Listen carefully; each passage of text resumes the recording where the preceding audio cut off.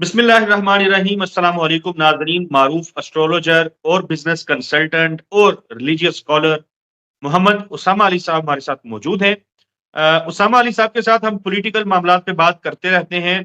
हम इनसे सीखते रहते हैं, जानते रहते हैं कि कौन से दिन हैं जिसमें खुशकिस्मती जो है वो अरूज पे होती है। ये किन सितारों के लिए, किन ज़ोडिक साइंस के लिए बेहतर वक्त जो है उसकी आमद आमद होती है। इस हवाले से ज़ाहिर है ये रहनुमाई करते हैं। लेकिन नाज़रीन, हर महीने में कुछ घंटे, चंद दिन कह लें, 3 दिन कहा जाता है, अमूमन 55 से 56 घंटे होते हैं, वो डाउनफॉल की तरफ लेके जाते हैं।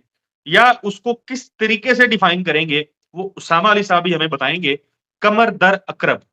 कमर दर अकरब के बारे में बहुत ज़्यादा बातें उसामा अली साहब होती हैं। लोग जानना भी चाहते हैं, कमेंट्स के अंदर भी लोगों ने पूछा। तो प्लीज़ एक तो बताएँ कि ये होता क्या है? कमर दर अकरब, इसका ड्यूरेशन क्या है? टेक्निकली भी समझाएँ और फिर बताएँ कि कौन-कौन से मामलात हैं, जो कमर दर अकरब के दिनों के अंदर हों, तो फिर मामलात उलझ जाते हैं, खराब हो जाते हैं या मसाइल का शिकार हो जाते हैं। बिस्मिल्लाहिर्रहमानिर्रहीम अल्लाहुम्मा सल्ली अला मोहम्मद व आले मोहम्मद। देखें, इसमें इसको आज नाज़रीन ना आपके जरा सीट बेल्ट बांध लें, ताकि आज हम इस वीडियो को जो है वो अच्छे तरीके से इनको समझा पाए कि इनको कमर दर अकरब समझ आ जाए। देखें, चांद जो है ना फर्स्ट हाउस पे, फर्स्ट हाउस कौन सा होता है? एरीज। चांद वहां से शुरू हुआ, हम माना कि एरीज हाउस से, ठीक और है? जो स्कॉर्पियन है वो 1 से 8वां घर बनता है, 8th हाउस स्कॉर्पियन। अब अगर कोई भी चार्ट हम देखें तो ये जो ऊपर 1 2 3 4 5, तो 8वां जो है वो नीचे आता है। जो हम चार्ट बनाते हैं उसकी मूवमेंट का यूं 8वें घर ओके। का मतलब ये होता है कि चांद जब पहले घर में होगा, एनर्जीज बड़ी अच्छी होंगी, अट्रैक्ट कर रहा होगा, बड़ा स्ट्रांग होगा, फिर दूसरे, फिर तीसरे, फिर चौथे, फिर 5वें में जाके, और जैसे कहते हैं वो जो आपका अरूज होगा, उसके बाद वो ढलना शुरू होता है। 8वां घर वो नुक्ता है जहां चांद अपनी एनर्जीज पूरी नहीं दे रहा होता। अब वीकर एनर्जीज उस मौके पे, जब आम एस्ट्रोलॉजी की लैंग्वेज में गरूब कहते हैं, गरूब से मुराद होता है कि वो गरूब, उनके तो एस्ट्रोलॉजिकल चार्ट में गरूब माना जाता है, तो 8वां घर गरूब में आता है। जैसे जी मार्स गरूब है, 8वें में जो भी चला गया नीचे नुक्कड़ में, उसको हम गरूब कह देते हैं, और 9वें 10वें से फिर वो अप होने लगता है। तो 8वें घर में या स्कॉर्पियन हाउस में चांद का जाना, मून अंडर स्कॉर्पियन कमर दर अकरब कहलाता है, जहां इसकी एनर्जीज इमोशनली बहुत वीक होती हैं। अब आ जाएं कि इस महीने में जैसे ये जो टाइम है वो 9 दिसंबर से 3:36 से शुरू होगा दोपहर के, और ये जाएगा, सॉरी, सुबह के, अलग सुबह के, सुबह जाएगा 3 बज के दिसंबर सुबह 11 तक। 11 दिसंबर दोपहर 11 बजे या सुबह 11 बजे। ये तकरीबन जो 55 घंटे या 54 घंटे का दौरानिया बनता है, ये हर महीने ही आना होता है। कोशिश करनी चाहिए सबसे पहले तो मैं उन वालदैन को जिनके बच्चे अभी एक्सपेक्टेड हैं, बेबी एक्सपेक्टेड हैं, वो अपने ऑपरेट की डेट्स जो हैं आगे कर लें। कोशिश करें कि बच्चा इस डेट में, इस 3 तारीखों में, मतलब ये जो 9 से 10, अब 11 बन रही है, इसमें एक तो लोग कहेंगे कि जी फलाने कैलेंडर पे तो ये तारीख और है, मतलब इसके डिफरेंट हिजरी कैलेंडर्स हैं, तो आप जी। एहतियातन इसमें 9 पूरी शामिल कर लें, मतलब 8 की रात से ही समझ लें एहतियातन पीछे, और उधर से 11 का भी पूरा दिन रात तक कंसीडर कर लें, तो एक एहतियात हो जाएगी।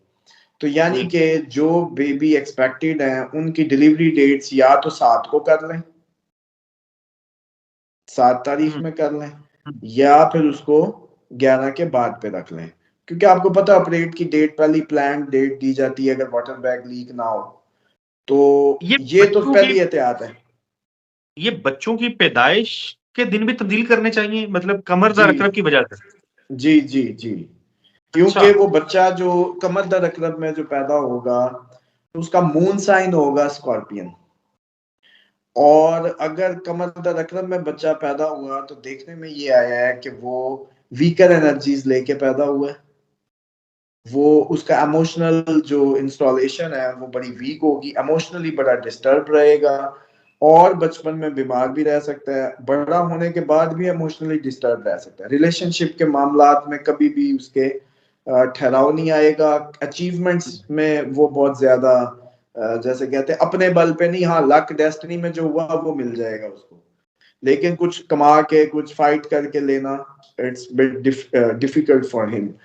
और Okay. अब इसमें कोई आप शादी ना रखें, इस दिन में कोई आप नया काम शुरू ना करें, सफर का आगाज ना करें, कोई भी ऐसी चीज जिसके लिए एक पावर दरकार है, क्योंकि आप हैं दुनिया, दुनिया के फाइल आप हैं, अ ह्यूमन बॉडी, उस पे अगर चांद की एनर्जीज वीक होंगी तो उसके अंदर जो जज्बात हैं या जो जज्बे हैं वो बड़े मांद होंगे, वो जो एक किसी भी इब्तदा में एक चाहिए होता है ना, एक पैशन, एक स्ट्रेंथ, वो बड़ी वीक होती है, जिसकी बुनियाद पे वो काम कहा जाता है पूरा नहीं हो पाएगा, क्योंकि आप उसका फिगर आउट शुरू करने के लिए जो एहतियातें करनी थी, आप ज़हनी तौर पे वीक होंगे, आप कहेंगे जल्दी कर शुरू करो। इसी तरीके से इसमें कोई जंग, कोई जदल, कोई फटा भी नहीं करना चाहिए। खान साहब की आपको बताऊं ओथ सेरेमनी भी कमर दर अकरब में हुई, वो भी पूरा ना हुआ काम। हलफ, हाँ जी, यानी हल्फ, इमरान खान ने वजीर आजम बनने का जब हलफ लिया तो वो दिन कमर दर अकरब का दिन था। जी। और इसी तरीके से ये जो रैली हुई जिसपे शेलिंग हुई पहली पीटीआई की, और ये मामला आज जो आप देख रहे हैं इतना लंबा हुआ, अगर कोई मेरी उस वक्त की वीडियो निकाल ले तो उसको याद होगा जब मैंने कहा था कि ये जो फटा गरम कर बैठे हैं, उस वक्त जब पहली रैली निकली और उस पर शेलिंग हुई, वो बुनियाद बनी और आज तक ये फटा नहीं सिमटा, और अभी भी इतनी जल्दी सिमटा नजर नहीं आ रहा। प्यूटन ने जो अटैक किया वो भी कमर दर अकरब में, 9/11 जो हुआ 20 साल अमेरिका इस जंग से नहीं निकल सका, इसी तरीके से प्यूटन अभी भी नहीं निकल सका, वो भी उसने जब 25 को किया कमर दर अकरब था। खान साहब का ट्रैवल भी देख ले 25 को ही हुआ था, वो भी कोई खातिर खा फ्रूट्स ना लाया, रशिया ठीक का। है। आप लोग अगर जिंदगियों में सिर्फ बड़े इवेंट्स को कैलकुलेट कर लेना कमर दर अकरब के हिसाब से, तो आपको इसकी हकानियत या इसकी जो भी थ्योरी है वो समझ आ जाएगी। इनके लिए, क्योंकि इसके मुतालिक तो आइमा अहले बैत में भी बड़ी ताकीद मिलती है, जो कमर दर अकरब का जिक्र मिलता है, बेशक वो स्पेसिफिक एस्ट्रोलॉजी के स्पेसिफिक टॉपिक्स नहीं है, लेकिन इसका जिक्र मिलता है। दूसरा ये है कि आप हम केमिकल हैं, कॉम्बिनेशन ऑफ लिक्विड है, 70% वी कंटेन लिक्विड और वाटर।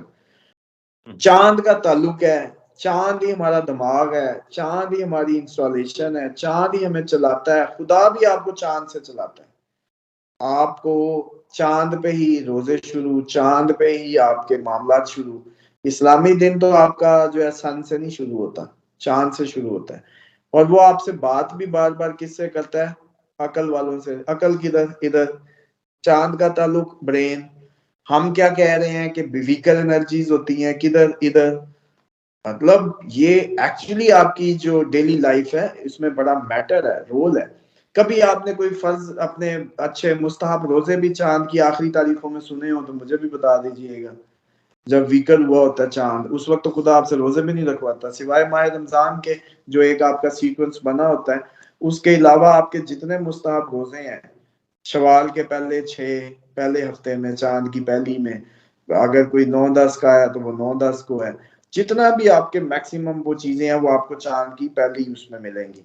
बल्कि ये भी आता है कि जो लकी बच्चे होते हैं, इस्लामिकली अगर बात बताऊं, एस्ट्रोलॉजी इट्स डिफरेंट, लेकिन इस्लामिक जो मिलती है उसमें चांद की पहली 15 से पहले जो चांद के बच्चे हैं वो लकी होते हैं, और 15 के बाद पैदा होने वाले अनलकी, वो लकी और अनलकी भी इसी सेंस में कि इनकी इमोशनल ग्रोथ बहुत अच्छी होती है, ब्रेन बहुत अच्छे शार्प होते हैं, और 15 के बाद वाले थोड़े से ढीले होते हैं इमोशनली, क्योंकि एस्ट्रोलॉजी में भी मून को माना जाता है आपका जज्बात, एहसासात within yourself, what you think और हाउ यू थिंक, और ये सब कुछ आपके मून साइन से रिलेट करता है।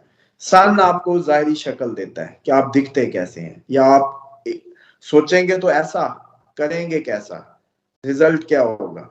तो ये सारा कमर द रकरब का वो है। और मैं समझता हूँ कि हम बार बार बात करते हैं, आपने अच्छा किया आज इस पर प्रोग्राम कर लिया अपने नाज़रीन के लिए।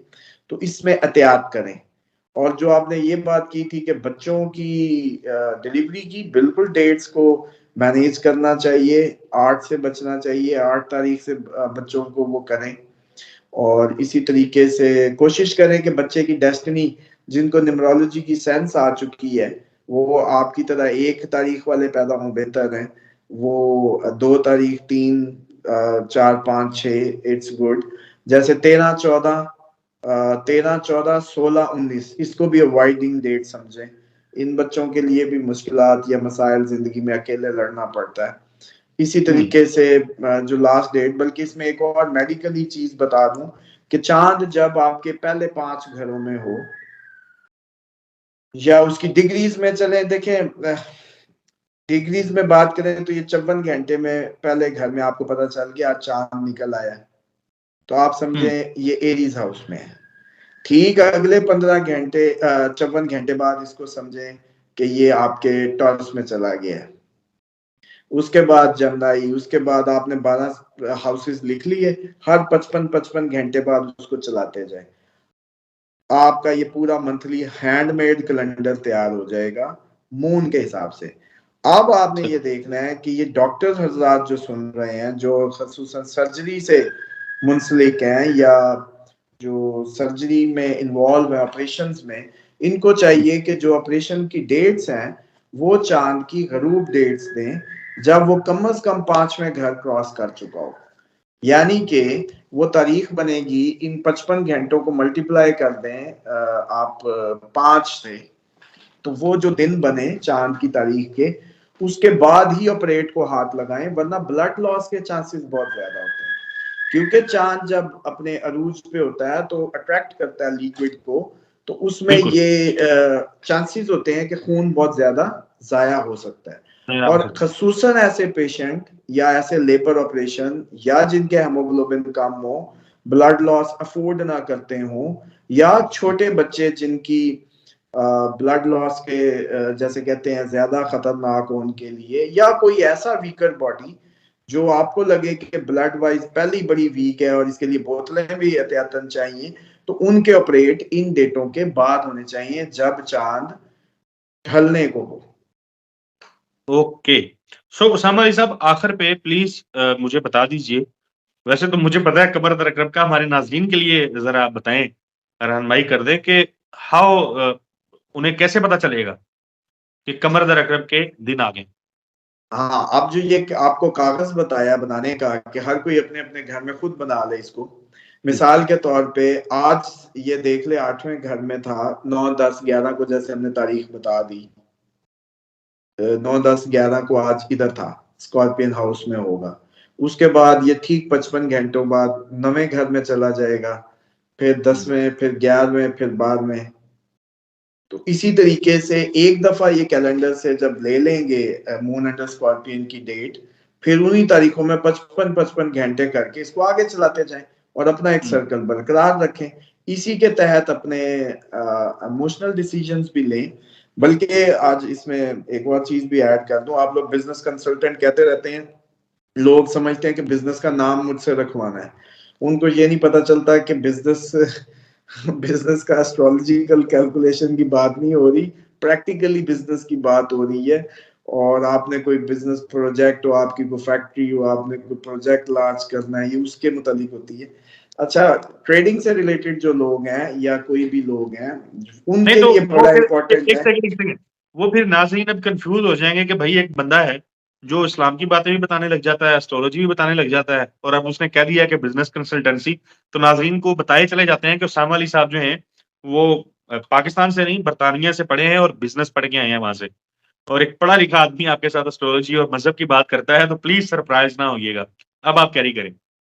देखिए, उसमें तो अभी कुछ दिनों बाद ये जब ऑटिस्टिक केसों की जो माशाल्लाह ग्रोथ रेट है या सक्सेस स्टोरी है, तो ये तो हो सकता है मैं मेडिकल में घुसा बैठा हूँ, तो मैं क्या करूँ। ये तो एक बेस्ट यूटिलाइजेशन है किसी भी पर्सन की कारआमद होना, जो नबी पाक सल्लल्लाहु अलैहि वसल्लम की असल बेसत है। बेसत का मकसद होता है बेकारों को कारआमद करना। ए नबी, हमने आपको मबूस किया बेकारों को कारआमद करने के लिए, वाह। रुके हुओं को चलाने के लिए, यतलू आयात ही आयात के पीछे। अगर कोई शख्स बेकार है, असल कुफर का फतवा तो वहां लगता है। यहाँ तो हर शख्स को, आपको मुझे अपनी बेस्ट परफॉर्मेंस देनी है इस दुनिया में, best performance in any way, तब जाके आप कह सकेंगे कि हमारा नबी पाक सल्लल्लाहु अलैहि वसल्लम की जात मुबारक का हमारा कोई ताल्लुक है और हम उनके मानने वाले हैं। वो ऐसे होते हैं। अब बात आ गई कि ये जो बिजनेस का मैं बता रहा था कि ये जो ट्रेडिंग कर रहे होते हैं, वो भी अपने इमोशंस को जरा नोट कर लें। पिछले हर महीने की चांद की तारीखों के मुताबिक जो ट्रेडें लगाते हैं या काटते हैं, बाय सेल करते हैं, कोशिश किया करें कि अपनी जज्बाती जो है ना वो कैलकुलेशन कर लें कि चांद की किन डेटों में फैसले दुरुस्त साबित हुए। वो इनकी किसी की जो है पहले 10 दिन जो बनते हैं वो होते हैं जब अरूज पे होता है, तब भी मूड उछल रहा होता है, शायद गलत डिसीजन हो जाए। आखिरी डेटों में भी मूड डाउन होता है तो आप लॉस लॉस सोच रहे होते हैं, डिप्रेस होते हैं, मतलब वीकर हो रहे होते हैं। तो इसमें भी सबको चाहिए कि अपनी जो डिसीजन मेकिंग है वो भी कोशिश किया करें 5 तारीख से 10 तारीख के अंदर कोई इंपॉर्टेंट डिसीजन, ज़हनी फैसले, ज़हनी काम। बल्कि जो पीएचडी स्टूडेंट्स हैं, जो रिसर्च वर्क कर रहे हैं, उनके लिए भी यही तारीखें बेहतर हैं, जब, क्योंकि इन तारीखों में की गई रिसर्च उनको दोबारा वापस नहीं आना पड़ेगा करने के लिए। वरना जो थ्योरी पे उन्होंने मगजमारी की ना चांद की आखिरी तारीखों में, अगली यकम में बैठे फिर उनको ठीक कर रहे होते हैं। और ये अमूमन जो आपकी हमारी जिंदगियों में गलत कामों को दुरुस्त किया जा रहा होता है, वो इसी तरह होता है कि चांद की आखिरी तारीखों में किया था, उस वक्त यही समझ आई थी, बाद में बैठे सोचते हैं वो ये तो गलत हो गया, इसको ठीक करो। वो कब समझ आती है? जब चांद फिर अपनी पीक पे होता है। बिल्कुल ठीक है उसामा अली साहब, बड़ी तफसील से आपने नाजरीन के लिए बता दिया कमर दर अकरब, इसमें इसके क्या इम्पैक्ट्स होते हैं, होता क्या है, एहतियात क्या बरतनी है। नाजरीन दुआओं में याद रखिएगा, अगली वीडियो में आपसे मुलाकात होगी, तब तक के लिए इजाजत दीजिए। अल्लाह हाफिज।